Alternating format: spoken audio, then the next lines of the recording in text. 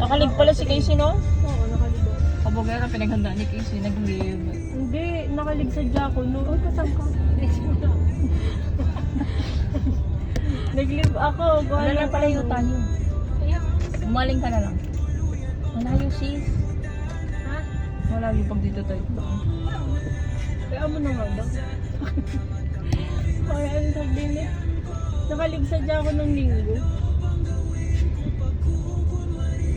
Hindi ko alam na birthday ni Ate Jen yun. Hindi mo pa sinabi. Birthday niya. Pero bukas siya mag-celebrate.